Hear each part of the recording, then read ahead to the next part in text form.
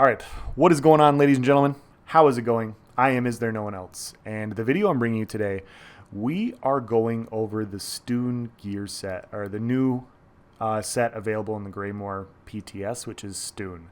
It's got a unique name. It is definitely one of the more interesting sets because it pops out as for what it gives.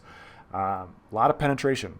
It's like 13.5k pen when you set an enemy off balance. And so for that, 6 or 8 second duration, you have a lot more pen. And I haven't checked the forums, so, and I very well could be wrong when I say this, but the Stoon is one of those sets that people are going to complain about before they test it. And that's always been a problem. Like people are going to have an opinion and they're going to say they're going to make comments, but hopefully ZeniMax doesn't adjust this set until it gets the proper testing that it deserves. And I wanted to go through the testing that I did and the testing I still need to do before I come to a conclusion, because I tested this set for about an hour last night on PTS on stream. So I had people come in, help me with the testing, and we compared the numbers. I have the numbers written out for you guys so you guys can hear it.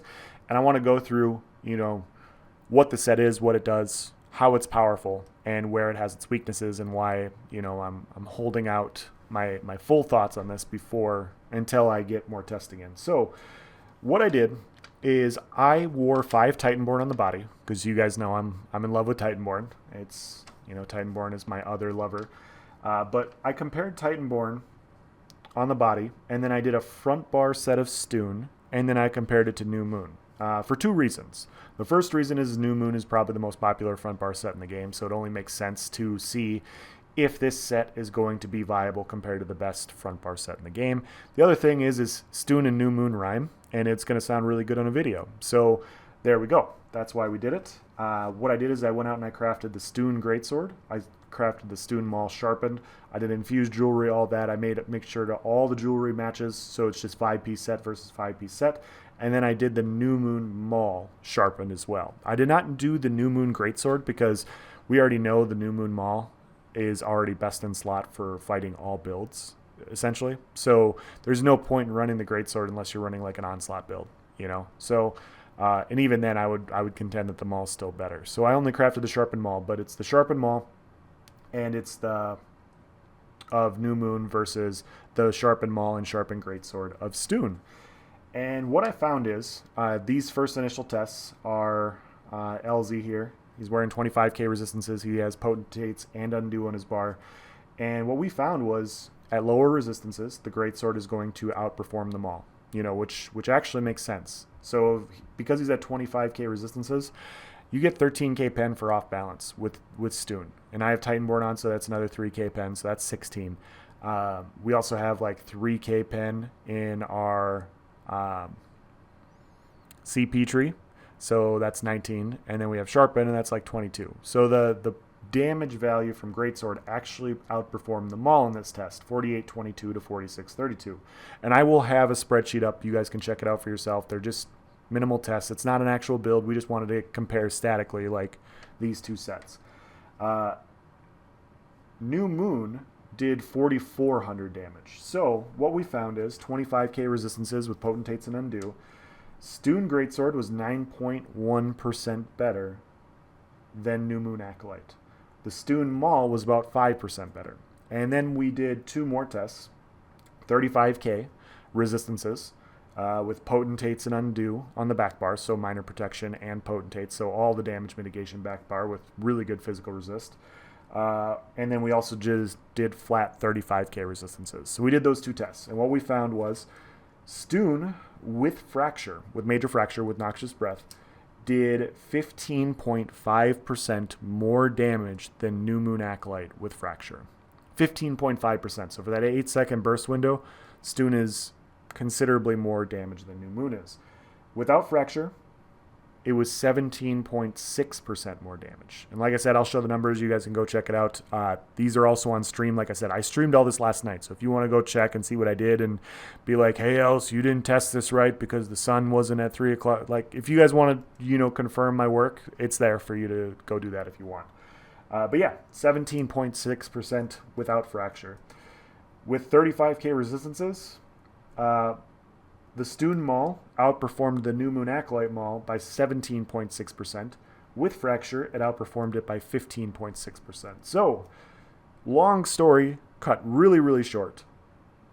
Stoon is going to give you more damage by either 5 to almost 20% based off the target you're hitting compared to New Moon Acolyte. Now, those are the pros. I just spent 5.5 minutes going over the positives of this set. Let's go into the negatives. The negatives of the set are it doesn't have 100% uptime like New Moon Acolyte. And I've, you guys know me at this point. I'm kind of a big proponent of having not wearing sets with proc conditions. Although this is an easy set to proc, and it's an easier proc condition. It's nice knowing that I have my damage when I have it, that I have it all the time. So that could be a downside for some people. The other thing is because New Moon Acolyte is weapon damage, it also buffs our healing. As you guys know, they reduced healing in PvP by 20%. So it could be possible that people are going to value healing at a premium, and they may still say, you know what, even with this extra damage that Stoon gives, I'd rather have the increased healing for survivability. I'm not going to wear that set because I'm losing too much. It's possible. The other thing that I've been thinking about and why I'm holding out my opinion on this is I think that this next patch, this Greymoor patch, is shaping up to be kind of similar to what Scalebreaker was. And I don't mean devastating dots that are going to completely melt your health bar or anything like that. I'm just saying with damage at a higher amount, a lot of people, there's a lot of moving parts this patch. That's what I'm trying to say. There's a lot of moving parts. And I talked in a lot of my videos about how I was hoping that ESO would adjust maybe one or two of those things, and they adjusted all of them. They reduced healing, they reduced tankiness sets, they reduced healing from Troll King, they reduced the burst heal from Earthgore, and they also gave us powerful damage sets. All of these are like good things in and of itself, but because they adjusted all of them, it's tough to know how much damage and how much healing we're going to have, if that makes sense. There's just so many moving parts, it's a little tough to predict. And so I think that it's possible that Greymoor is going to be kind of like Scalebreaker. From my experience with Scalebreaker, the first week I spent getting shredded, just like dying in weird spots, trying to figure out how to survive, trying to figure out what sets I need to run on different classes just to live so that I could eventually deal damage, and so I could eventually 1vx. And it took a little bit of time. And a lot of people, I felt that way because some people they just died right away. They wore their old build and they went into Scalebreaker and they got destroyed. I think we all kind of felt that if you PvP'd at that point in time, unless you were a Magplar, of course. But my point is there was a meta for a week, and then the meta completely shifted.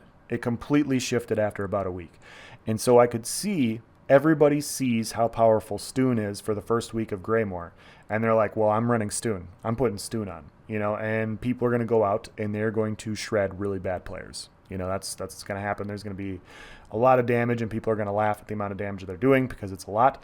But then all of a sudden, the population's going to adjust. And I don't know what they're going to adjust to. I'm not a fortune teller or anything like that, but they could go to something like Impreg. Maybe they value crit resist. Maybe, okay, you're going to overpen me anyways. I'm going to basically be wearing paper. You might as well not do critical damage. Maybe they do that.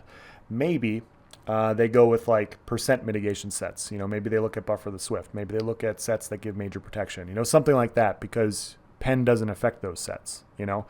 Or maybe they just decide to stack health, and they're like, you know what?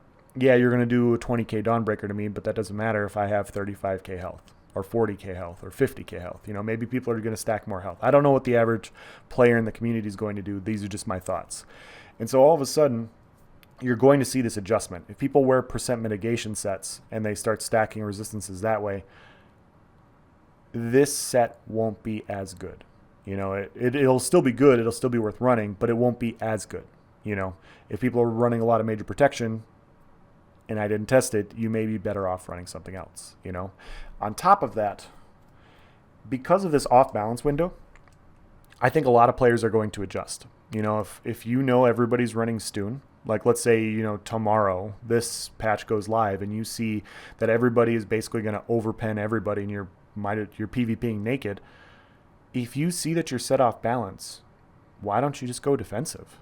There's a cooldown on it. It's like, okay, well, for the next 8 seconds, I'm going to make sure they don't CC me. I'm going to keep my heals up. I'm going to keep my vigor up. I'm going to make sure that I am at full health so that their burst cannot nuke me down to 0. Because I know once this ends, then I can go on the offensive on them. So there's a burst window, but due to the cast times on ultimates and 1 second global cooldowns, I think there's going to be more than enough time to defend yourself against this specific set. I think it's going to be one of those things where if you're 1vxing with this set, you're going to really enjoy it. But when you fight somebody that's pretty good, you're probably not going to be able to utilize that offensive window because they'll probably just turtle up. Like, oh shit, this guy's wearing Stoon and I just got hit off balance. I'm going to go on the defense. I'm going to hold block and heal. I just got to wait out the next 8 seconds so I can go on the offensive. I could see that happening.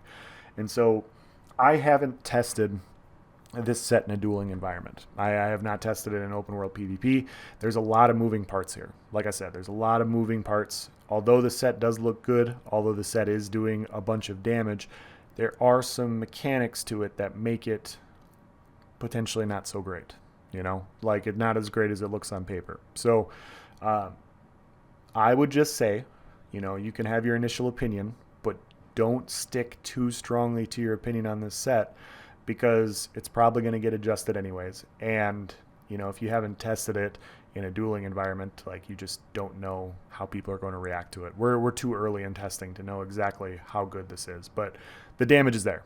The point is like the burst window's there. This is definitely going to be a set I'm going to test right away because what it's giving is a lot.